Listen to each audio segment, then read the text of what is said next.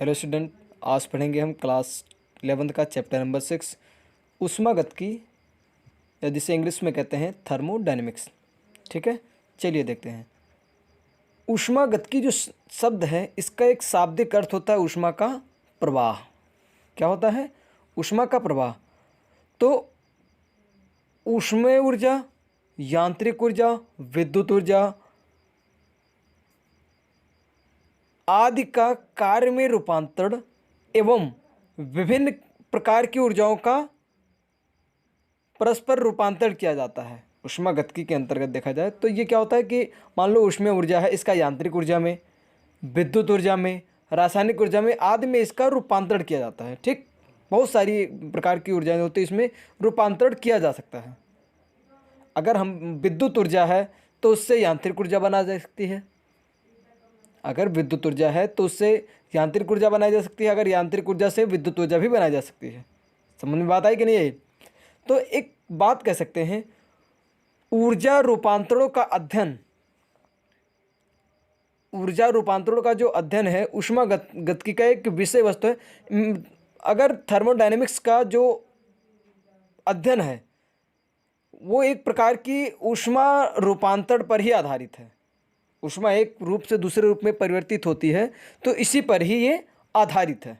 ठीक, अतः हम ये कह सकते हैं ऊष्मागतिकी की डिफिनेशन के तौर पर, अतः कह सकते हैं हम ऊष्मागतिकी विज्ञान की वह शाखा है, ऊष्मागतिकी विज्ञान की वह शाखा है जिसमें विभिन्न प्रकार की ऊर्जाओं से मात्रात्मक संबंध का अध्ययन किया जाता है। ऊष्मागतिकी का कहलाती है। ठीक, अतः ऊष्मागतिकी विज्ञान की वह शाखा है जिसमें विभिन्न प्रकार की ऊर्जाओं से मात्रात्मक संबंध का अध्ययन किया जा सकता है, ऊष्मागतिकी कहलाती है। अब ऊष्मागतिकी के अध्ययन में निम्नलिखित बातों का हमें ध्यान देना होगा। पहले बात क्या है? ऊष्मागतिकी ऊर्जा रूपांतरण, ऊष्मागतिक ऊर्जा स्थूल निकाय में संभव है, किसी निकाय में संभव है। ठीक, दूसरी बात, ऊष्मागतिकी अध्ययन तभी संभव होता है जब किसी निकाय या सिस्टम साम्यावस्था में हो, अथवा एक साम्यावस्था से दूसरे साम्यावस्था में हो जाता है। मतलब ऊष्मागतिकी का अध्ययन हम तभी कर सकते हैं जब कोई भी निकाय अपनी साम्यावस्था में हो। ठीक, अब ये निकाय क्या है, इस चीज़ को अभी हम आगे बात करते हैं। ठीक, चलिए देखें। स्वतः होने वाले प्रक्रमों के लिए परिस्थितियों का निर्धारण ऊष्मागतिकी द्वारा किया जा सकता है। कुछ प्रक्रम ऐसे होते हैं तो इनके विभिन्न परिस्थितियों का निर्धारण हम ऊष्मागतिकी द्वारा कर सकते हैं। ठीक है, इसमें से कुछ बातें अभी हम आगे चैप्टर में पढ़ेंगे। ऊष्मागतिकी द्वारा रासायनिक साम्य, प्रावस्था नियम, तनु विलयनों के गुण जैसे वाष्प दाब, अवनमन आदि के नियमों का प्रतिपादन किया जा सकता है। किसके द्वारा? ऊष्मागतिकी द्वारा। मतलब ऊष्मागतिकी के द्वारा रासायनिक साम्य, प्रावस्था का नियम, तन विलयनों के गुण जैसे वाष्प दाब, अवनमन आदि के नियमों का प्रतिपादन किससे कर सकते हैं? ऊष्मागतिकी से कर सकते हैं हम। ठीक, चलिए तो ऊष्मागतिकी आगे देखते हैं। एक बात और, ऊष्मागतिकी का इस बात से भी कोई संबंध नहीं है। एक बात याद रखना है, इस ऊष्मागतिकी का इस बात से कोई संबंध नहीं है कि परिवर्तन किस वेग से होता है। ठीक, मतलब किस स्पीड से कोई भी परिवर्तन हो रहा है, ये इससे कोई लेना देना नहीं है। परंतु किसी रासायनिक अपक्रिया का निर्धारित ताप, दाब, सांद्रता पर संपन्न होना अथवा न होना ज्ञात किया जा सकता है। मतलब ये हम कह सकते हैं कि कोई भी रासायनिक अपक्रिया का निर्धारित ताप पर, दाब पर व सांद्रता पर उस अपक्रिया का संपूर्ण होना या संपन्न होना अथवा न होना ज्ञात किया जा सकता है। किसके द्वारा? ऊष्मागतिकी द्वारा। ठीक है, तो ऊष्मागतिकी के अध्ययन से पूर्व इसमें प्रयुक्त पद और अर्थ का जानना हमको बहुत जरूरी है। जैसे मैंने बताया था, निकाय क्या है, ये बातें जानना होगा हमको। परिवेश क्या है, कुछ शब्द हैं। ठीक है, तो सबसे पहले क्या जानेंगे इसमें हम? इतनी बातें मैंने ऊपर जानी, इसमें से केवल बहुत सारी बातें कुछ अभी आगे हम चैप्टर में सीखेंगे। इतनी बातें हमको याद रखनी है कि ऊष्मागतिकी क्या है। बहुत सारी बात तो मैंने सीखी, लेकिन अभी हमें ध्यान में कितनी बातों को लेकर चलना है। ये ऊष्मागतिकी का शब्द क्या है, उसका अर्थ क्या है, ऊष्मा का प्रवाह। ठीक, और ऊष्मागतिकी किसे कहते हैं, इस बात को लेकर चलना है। ये विज्ञान की ऐसी शाखा जिसमें विभिन्न प्रकार की ऊर्जाओं के रूपांतरण का हम अध्ययन करते हैं, उनमें क्या संबंध है इसका अध्ययन करते हैं। ठीक, चलिए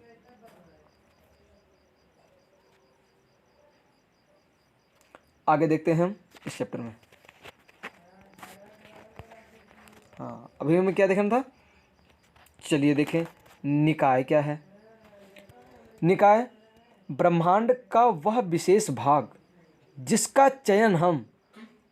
चयन हम ऊष्मागतिकीय अध्ययन के लिए किया जाता है। मतलब इस ब्रह्मांड का वह ऐसा भाग जिसका हम चुनाव करते हैं, किसके लिए, ऊष्मागतिकी के अध्ययन के लिए किया जाता है। अर्थात जिस ताप, दाब या अन्य कारकों के प्रभाव का अध्ययन किया जाना है, क्या कहलाता है, निकाय कहलाता है। एक इतनी लाइन हमें याद रखनी है, बहुत ज़्यादा नहीं। चलिए देखते हैं, फिर से देख लें कि ब्रह्मांड का वह विशेष भाग जिसका चयन हम ऊष्मागतिकी के अध्ययन के लिए करते हैं, उसी को बोलेंगे हम निकाय या सिस्टम। समझ में शायद आई होगी बात। तंत्र या सिस्टम शेष ब्रह्मांड से, मतलब हमने सिस्टम को देखा या जाना क्या है। अब जो सिस्टम या तंत्र है शेष ब्रह्मांड से वास्तविक या काल्पनिक सीमाओं द्वारा अलग होता है। मतलब ये मान लो ब्रह्मांड है, अब इसमें मान लो इस ब्रह्मांड के इस पार्ट को मैंने ऊष्मागतिकी के अध्ययन के लिए मैंने चुना, तो ये हो गया निकाय। और इसको, इस पूरे ब्रह्मांड को और इस निकाय को अलग करने वाली इस काल्पनिक रेखा को, मतलब ये कुछ काल्पनिक या वास्तविक रेखा द्वारा ये क्या है, पृथक रहता है या अलग रहता है। ठीक, इसी को बोलेंगे हम परिसीमा। ये जो लाइन है निकाय और परिवेश को अलग करने वाली, इसी लाइन को बोलेंगे हम, या इसी परिसीमा, इसी बाउंड्री को बोलेंगे हम परिसीमा। ठीक, अब बात करते हैं। मैंने एक बात ये जानी, निकाय क्या है, दूसरा परिपार्श्व या परिवेश, जिसे सराउंडिंग कहते हैं इंग्लिश में। तो सिस्टम के अतिरिक्त, ऊष्मागतिकी के निकाय के अतिरिक्त शेष ब्रह्मांड क्या कहलाएगा, परिवेश कहलाएगा। इस बात को हम यहाँ से समझेंगे। मैंने क्या बताया, इतनी चीज़ों को मैंने ऊष्मागतिकी के अध्ययन के लिए चुना, तो बाकी जो ये शेष पार्ट है, इतना सब, ये सब पार्ट क्या कहलाएगा, ये शेष पार्ट जो बचा है, यही पार्ट क्या कहलाएगा,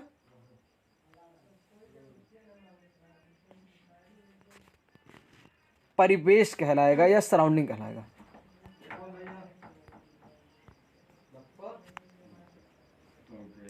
तो परिपार्श्व या सराउंडिंग क्या है, मैंने कुछ बातें भी बता दी थी, एक बार फिर से देख लेते हैं। निकाय के अतिरिक्त शेष ब्रह्मांड क्या कहलाएगा, परिवेश कहलाएगा। मान लो ये ब्रह्मांड है, ये मैंने इतना पार्ट को सिलेक्ट किया ऊष्मागतिकी के अध्ययन के लिए, तो ये निकाय कहलाएगा। और जो ये शेष भाग बचा है, इसी को बोलेंगे हम परिवेश। चलिए बात समझ में आई, आगे बढ़ते हैं।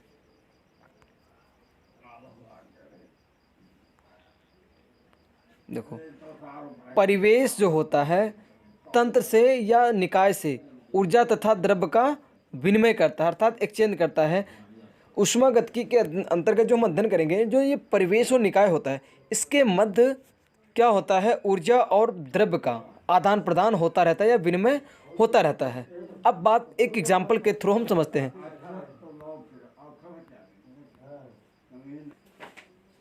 देखें, जैसे एग्जाम्पल के लिए हम समझते हैं, जैसे किसी पात्र में भरे द्रव का ऊष्मागतिकीय अध्ययन करना है, हमको मान लो कोई एक पात्र है, उसमें भरे किसी द्रव का हमको ऊष्मागतिकी के अंतर्गत अध्ययन करना है, तो द्रव क्या कहलाएगा?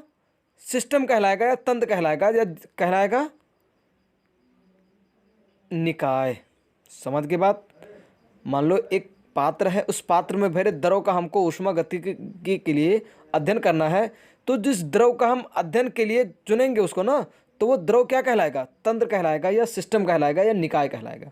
जबकि पात्र समेत शेष भाग क्या कहलाएगा? ब्रह्मांड का परिवेश कहलाएगा। क्या कहलाएगा? परिवेश कहलाएगा। अर्थात निकाय प्लस परिवेश बराबर क्या होगा? ब्रह्मांड होगा। अर्थात ब्रह्मांड किससे मिलकर बना? निकाय और परिवेश से ही मिलकर बना है। ठीक है, आगे देखते हैं हम। तो देखते हैं बेटा, तंत्र या सिस्टम के प्रकार, या सिस्टम कितने प्रकार का होता है, तंत्र कितने प्रकार का होता है।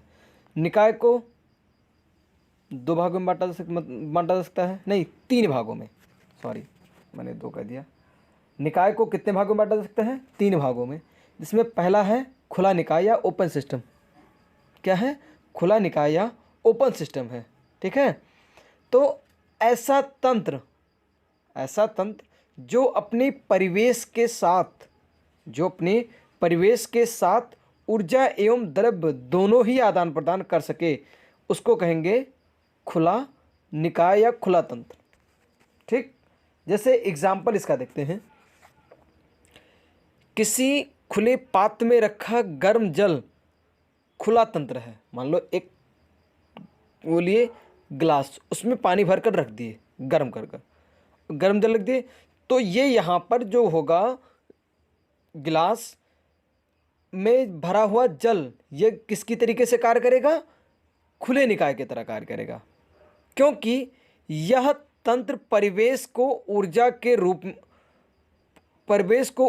रूप में देता है तथा परिवेश से द्रव्य के रूप में,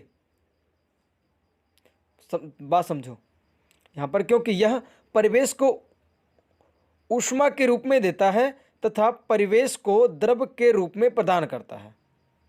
अगर देखा जाए, ये परिवेश से ऊष्मा लेता है और परिवेश को जलवाष्प के रूप में द्रव्य देता है या प्रदान करता है।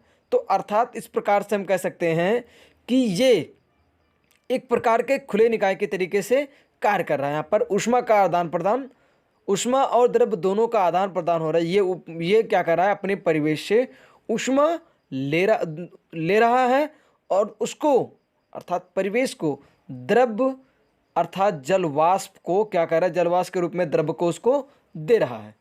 इसी प्रकार देखें, एक खुले बीकर में रखी हुई बर्फ का तंत्र है। बर्फ क्या है? खुला तंत्र है, जो परिवेश से ऊष्मा ग्रहण करता है तथा वायु में उपस्थित नमी को अपने से संघनित करता है। देखो यहाँ पर अब धीरे धीरे क्या होगा, बर्फ एक खुले उसमें रखी है, खुले बीकर में, तो बर्फ क्या है? एक खुले निकाय की तरह कार्य करेगा। अब वो कैसे कि ये जो बर्फ होगी, एक मान लो ये बर्फ का टुकड़ा है और एक खुले बीकर में ये रखा हुआ है। अब क्या करेगा? अपने परिवेश से ऊष्मा को ये ग्रहण करेगा, ठीक, और इसको क्या करेगा? ये वायु में उपस्थित नमी को अपने में संघनित कर लेगा। अर्थात वायु में जो नमी उपस्थित है उसमें उसको संघनित कर लेगा। वायु में जलवाष्प है, उसको धीरे धीरे क्या करेगा? माहौल ठंड, आसपास का वातावरण ठंडा होगा तो धीरे धीरे वो किस में बदलने लगेगा? जलवाष्प द्रव में। तो उसको भी क्या करेगा? द्रव बना लेगा। बात समझ में आ गई? हाँ, देखते हैं बंध निकाय। अब ये बंध निकाय क्या है? वे तंत्र जो परिवेश से ऊष्मा का विनिमय तो कर सकते हैं परंतु द्रव्य का विनिमय नहीं कर सकते। अर्थात ऐसे निकाय जो अपने परिवेश के साथ ऊष्मा का तो विनिमय कर सकते हैं परंतु द्रव्य का विनिमय नहीं कर सकते हैं, बंध निकाय